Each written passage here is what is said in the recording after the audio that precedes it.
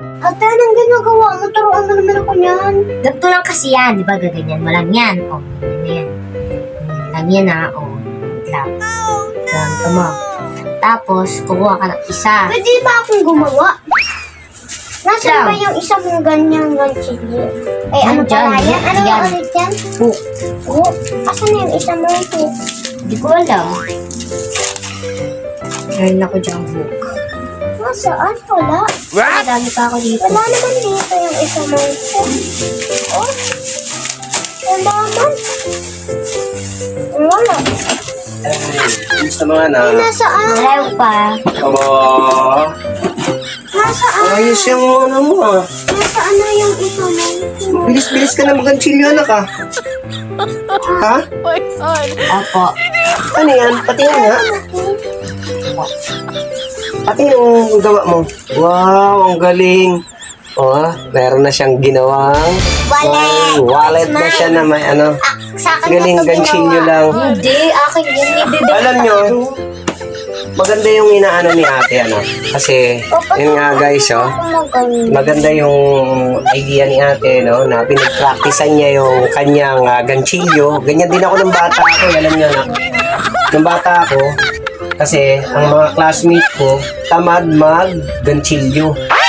Kaya, pinag-aralan ko mag-ganchilyo para kumita ako ngayon.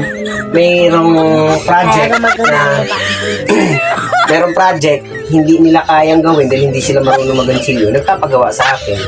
So ako gagawa ngayon. So kahit walang binibigay sa akin si Mamang Baon, may baon ako kasi nga meron akong ganchilyo. Magkano bentahan mo sa ganito anak? Ganito pa, 50. Kasi Pero may pagtawad? kasamang siper. Pagtawad, 40 na lang. Ah, okay. Kasi may siper. Pero yung hindi ganon, magkano yun? Ito, 30. Wow, no? Talagang may business minded ka. 30. Kaya sabi ko sa'yo, anak, kailangan maging business minded ka rin. Yung iniisip mo dapat marunong kang mag-business. Papa? Di ba? Papa, may binigay na ako sa'yo kanina. Eh, sobra yun sa baon mo. Hindi ka nakaano, di ba? Hindi mo kinain yung baon mo. Sabi mo, Papa, may sobra akong baon.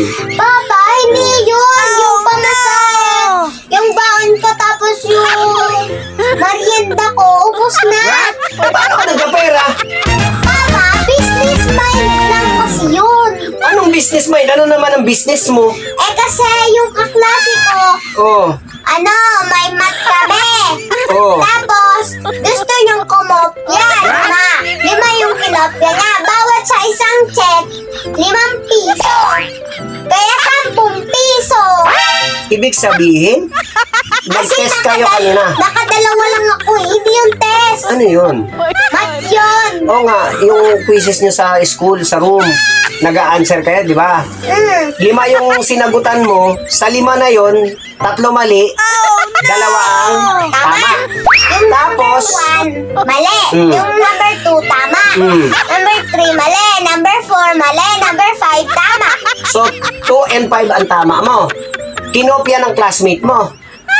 Dahil kumopya sa'yo, yung 2 check, binayaran niya. Ang lupit mo Kada na. isang check, 5 pesos.